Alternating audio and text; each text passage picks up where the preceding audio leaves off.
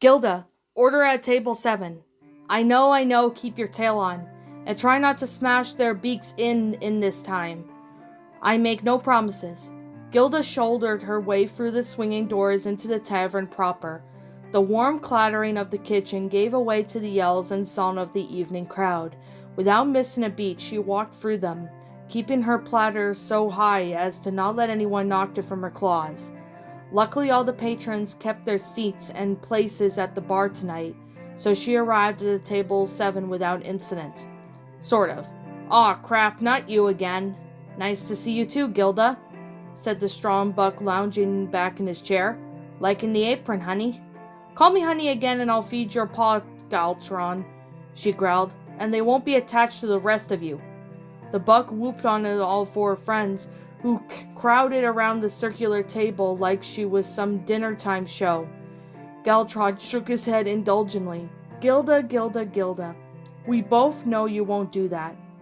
Oh, she raised an eyebrow. And how do we know that? Because, he said, leaning further back and spreading his hind legs a little further apart. We both know you want me. The urge to bring back the whole metal platter down on his head was so strong that her claws twitched in anticipation. However, she stayed on the impulse. She needed this job. It was crummy and aggravating, but it paid better than her last 2. It didn't involve muffins at all, and allowed her to actually accrue some savings for the first time in her life. Her actual savings. All that would end, however, if she brained every luxurious customer who walked through the door. Not to mention half the population of Griffinstone would have the skull damage before the week was out. She gave out the plates of food, ignoring the way the 5 bucks eyed her rump as she walked away. She needed this job, like really needed it. Apart from anything else, it kept her mind occupied and stopped her thinking about, well, everything. The stupid rent in her stupid house, which only she owned because the stupid Griffinstone had stopped being a cesspool long enough to make her stay. She had stayed for other reasons too, but she wanted to think of those even less. I need this job. The mantra kept her steps steady and head straight ahead. I need this job. I need this job. I need this. An impressive show of self-control, said the voice to her right. I fear I would have used the platter as a weapon upon them. Gilda paused, not because some pony had apparently read her mind, but because of the speaker was not a griffin. The new moon got non-griffin customers now and then, especially since trade routes around the kitchen kingdom had reopened, but it was rare to find them in the new moon. The tavern was in a rough area, which was why it paid so good. While she might see a yak or a minotaur testing their melee metal here, ponies were infrequent, especially slightly built pegasi with wispy blue manes and delicate spiny limbs. Gilda stared at the pony, wondering how the heck she hadn't died from the cold already. The mare looked like she might fall out of the sky if a breeze blew the wrong way. How had she even made it this far into the mountains? True, it was midsummer around the terrain wasn't enough as late autumn or early winter. But even so, no beast made the journey to Griffinstone lightly. The pony sipped her mug of ale delicately at the odds of the rampant swigging of the other patrons, sharing the bar with her. She never took her big blue eyes off of Gilda. Realizing the pony expected a response, Gilda called upon her old staple response to shrug. Galtron's an idiot and his friends don't even rate that high. The pony nodded. I may be permitted to order which they currently consume? Gilda blinked. It took her a moment to translate the question. What, you want what they ordered? Indeed. Do you even know what rat tail soup is? I would hazard that the soup is composed of the tails of vermin, plus some root vegetables, but yeah. Then I would like to order a rat tail soup holding the rat tail. Gilda stared at her, waiting for the chuckle that would signify that this was a joke. When it didn't come, She had to conclude what the pony was serious. Whatever. At the last moment, her boss's voice chimed in her head. I mean, yes, ma'am. The pony nodded. You are most kind. Gilda plucked her order pad from her belt and jotted down, name and table. May I not consume the food here? The bar's for drinking, tables are for eating.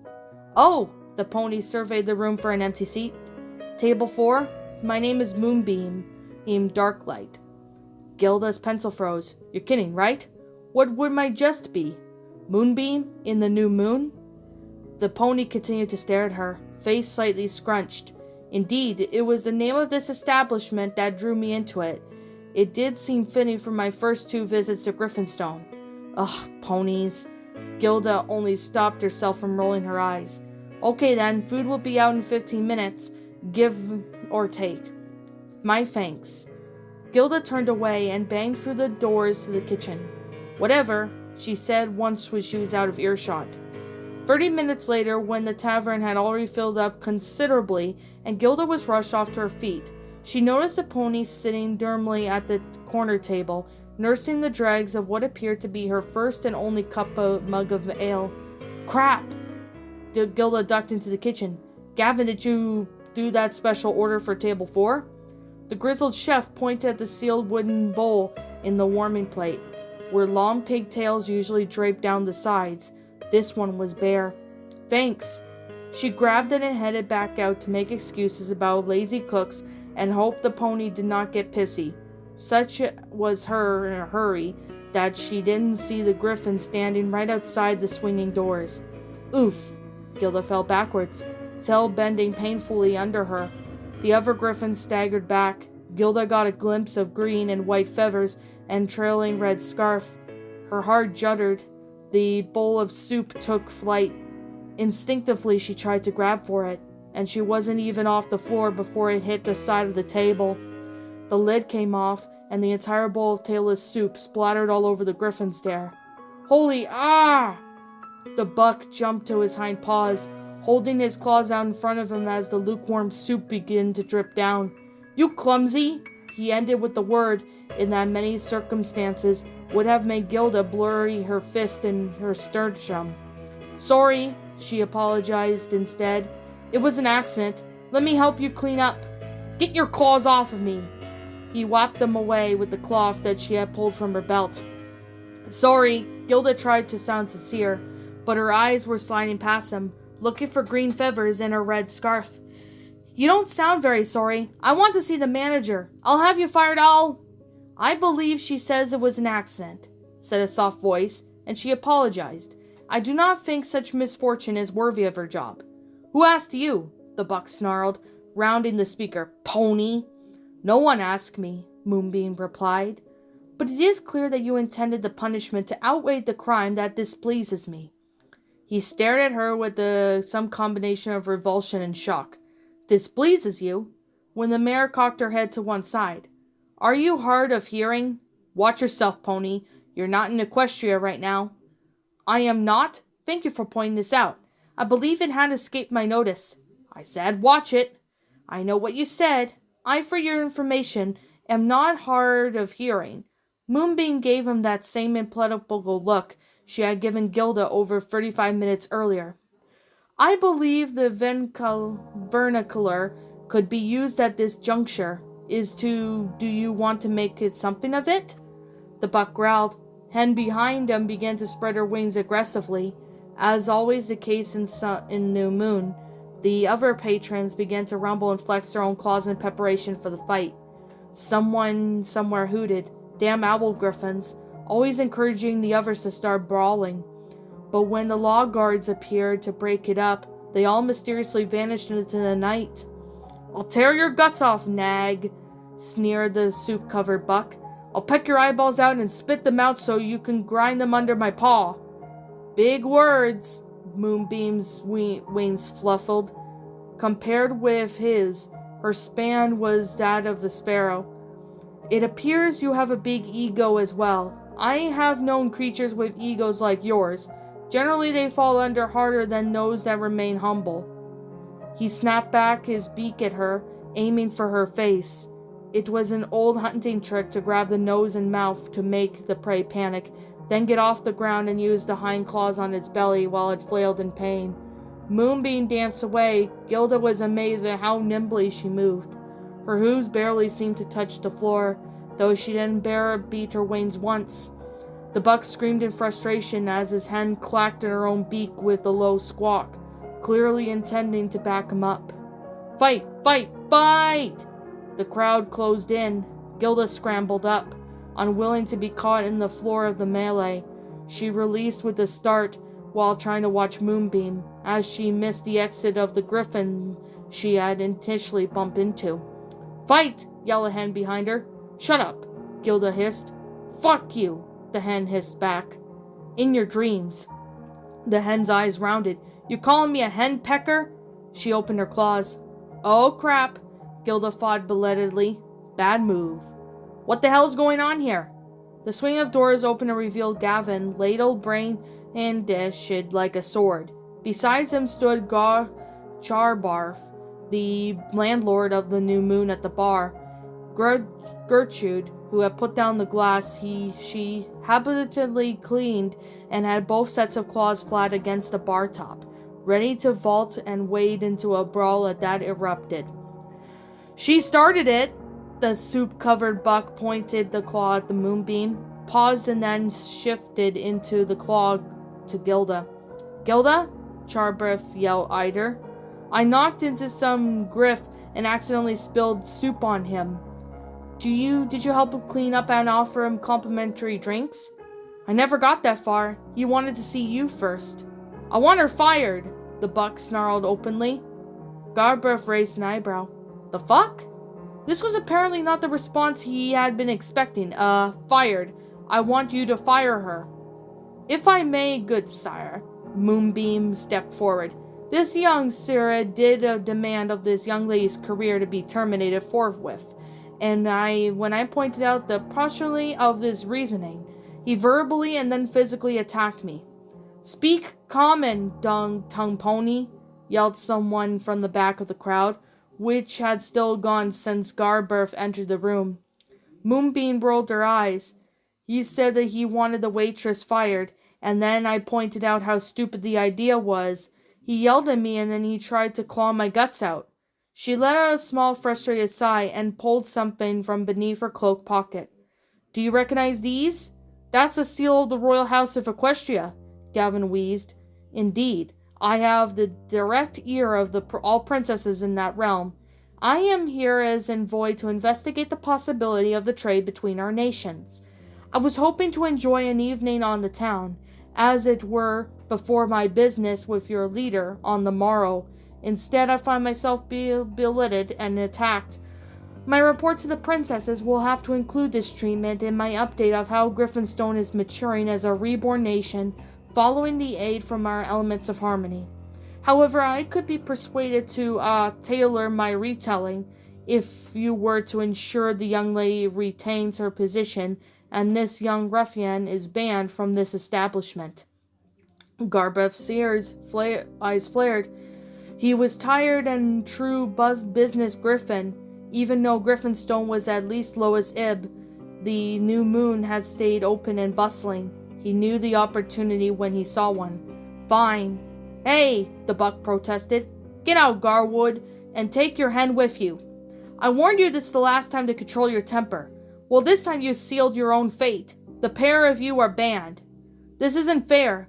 Save it for some griff who cares.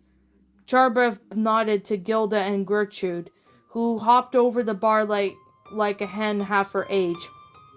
Two of them hustled down now banned griffins to the gap that opened the door for them in the crowd and tossed them out the front door. Charbarf stamped on the floor to get everyone's attention. The rest of you be warned. If there is one more scrap of trouble tonight, you're all banned for a week. A chorus of groans went up and the crowd dispersed back to their tables and drinks. Gertrude returned to the bar, but Charbarf held up a new claw, and then Gilda tried to go past him to the kitchen. Go home, Gilda. You're done for the night. But my shift's only half over. I'll cover it until Genevieve arrives. Huh? He eyed at her impulsively. Get out of here. Why? Because I'm sick of your face, that's why, he snapped. In a lower voice, he added, I saw her go out to the front door while the pony was talking. If you hurry, you might still catch her. Gilda's beak fell open. Charbirth was not renowned for this kindness. He was tough, imperious, and ruthless with money. Asshole was a better description than kind. She didn't know what to make of his words. Fuck off before I change my mind and make you work double shift for a single pay, he growled. She tore off her apron and belt, shoved them hurriedly and then her cubby behind the bar, and galloped out to the front door. The soup-covered Buck and his hen were gone. Thankfully, she wasn't looking for them. Her eyes scanned in the darkness for topography of the city, desperately searching for any sign of, I waited for you. She froze. I figured it'd be another half hour before your shift come to an end. Her throat then felt dry and stickly. Garbirth let me go early. She tried to swallow but nearly choked. Good to see you're still around. She turned around. Greta stood half concealed by the deeper shadows of the tavern eaves. Her eyes lowered when Gilda tried to meet them. When she scuffed the floor with her claw. I brought a bag of your stuff. What? I found it around my house. Bagged it up. Figured I'd see you wanted any of it back. It's you I want back. Gilda's traitorous brain chimed. She forced the thought away before she could get to her mouth. Oh, that's why you came here tonight? It's just some odds and ends. Great went well, still not looking up. A book of recipes and some jewelry, that scarf I made you. I don't know if you want that, but I figured I'd bring it anyhow. I wasn't sure whether that ugly hat was yours or mine, but... Greta, please. The words burst out of Gilda's unbidden. Greta fell silent. I don't want to do this. Do what? Came the mumbled response. I could throw all this stuff away if you prefer. No, this... Gilda swept a claw out, incomposing them both. I don't want to break up. I know you don't. Greta closed her eyes. But I do. Look at me, Gilda screeched. The other hand finally raised her gaze. I'm not happy, Gilda. It doesn't make me happy anymore. So your solution is to break up with me? No, we can work this out. No, let's try something different. Just I'm leaving you? Gate's throat moved. Pretty much, she husked. Don't make this harder than it is, Gilly. No, Gilda shook her head. You don't get to call me that anymore. Gilda, then. It didn't seem to take much out of Greta to let go of affectionate nickname she had creased when their friendship deepened into whatever they had possessed before. This is harder on me than both of us. We shouldn't make it any harder. You have friends, more than just me now. We should make this clean break. That's why I brought your stuff. But I don't want any grifts else. Gilda hated the whine in her voice, but could not drive it out. I want you. Greta slanted her body, so the sack of belongings slid into the cobblestone between them. She took a step away. But I don't want you anymore. You don't mean that. I can hear it in your voice. You can hear that it's hard for me to say. Greta took a deep breath. But it's true. I think maybe I loved you. But if I did, I don't anymore. It was, I guess you could call it infatuation. It is a word ponies used to describe as feeling really strongly about something for a while and then the feeling just wears off. Infatuation. The feelings I had for you aren't just there anymore. She turned her back. If you don't want to make me be with you anymore? Greta, no, please! Gilda begged. You were enough until Gilda. Nothing more. You can't mean that. I do. Every word. They are hard to say because they're true. Goodbye, Gilda. Greta opened her wings. Don't come over anymore. I won't open the door to you. Clean break. She nodded as if to herself. It's better this way. Her wings made a whomping noise as she took off into the night. Gilda wanted to just go after her. She wanted to tackle her right out of the sky, but the bag had come open and jeweled bracelet had slid out. It glittered her into the dust. She had bought Greta that bracelet with money from her muffin stall. It was the first thing she had ever brought after deciding to stay in Griffinstone and not earn enough to buy her way out of the city. She wouldn't cry. she was some stinking pony who bubbled at every opportunity. She would hold her ground. She wouldn't even watch a stinking hen turn into the distant speck. An impressive show of self-control, said a voice behind her. What the fuck do you want? Gilda asked throatily. The click of metal shoes brought her forehoost into a field of vision. Gilda lifted her head, refusing to be like Greta. She would have faced whoever spoke to her, damn it. I meant no respect. Moonbeam's voice was as soft as the blue of her coat. I was merely concerned when you departed so suddenly. My boss let me go early. Indeed, Moonbeam looked at the sky. I will not ask who it was. I will merely inquire you as your state of mind. Huh? Moonbeam frowned briefly, as if how to rephrase her question. Are you all right? Do I look all right to you, Pony? No, you'd look anything but. Gilda faltered. Then why even ask? I'm given to understand the customary question when concerned about the well-being of another. The response is immaterial, and it is the expression of concern that is paramount. I wish to communicate my concern for you after such merciless rebuff from the female I assume was your significant other. Or do you prefer term mate? I remain unsure of some Griffin phraseology, despite my attempts to familiarize myself before the journey hints. Gilda stared at Moonbeam. Why can't you just talk normal for once? My apologies, I try. For the first time, Moonbeam seemed uncomfortable. It is more difficult than how it looks. I generally do not have the cause to talk with whole poly, especially those outside of Equestria. I have friends who try to reach out to me. Some old habits remain difficult to break. What? Gilda shook her head. Whatever, forget it. I'm great. Now fuck off. You're not? Look, I know you're some big cheese domplement or whatever, but I am no concern of yours, okay? I am not royal politician or any griff important like that. I don't mean anything to you. I'm just your waitress. Gilda whirled away and stalked away down the dark street. Why do you assume the ordinary waitress would not be interested in me? Moonbeam trotted out after her. Stop following me. Why? Because it's creepy. I know ponies are weird, okay? I have pony friends and they're fucking weird. Sometimes with their love and friendship and touchy feelings and sometimes it's okay. Maybe even a little nice. But sometimes it just drives me nuts. And right now is one of those times. I have been taught that those times are when someone needs a friend the most. Well, whoever taught you that is full shit. The elements of harmony taught me that. Gilda stopped in her tracks. Do you know the elements of harmony? Quite well. Moonbeam hopped a few seconds later, bringing her up alongside Gilda. You know them too, I take it? Yeah, Gilda thought of Pinkie Pie and Rainbow Dash. If it hadn't been for them and their meddling, she and Greta would have never become friends. Much less, they're full of shit too. You don't mean that. Moonbeam's tone was gently cajoling. I fucking do. You're in pain right now, but the end of the friendship is a terrible time to... Fuck off already! Gilda swiped out her claws. She didn't mean to. It was instinctive. Moonbeam jumped back with the eerie grace of hers, and Gilda was left holding nothing but air. She froze for a moment, aghast at herself. I'm sorry. She laid her claws flat. Not even sharp tips could against the cobblestones. Sorry. You are in pain.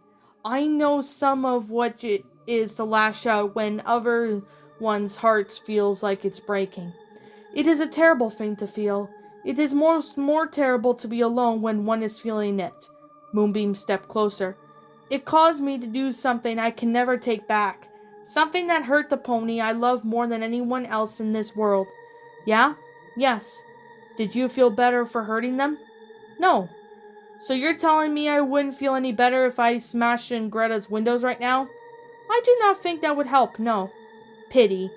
Gilda sniffed. Ah, crap. A bulb of water slid off her beak.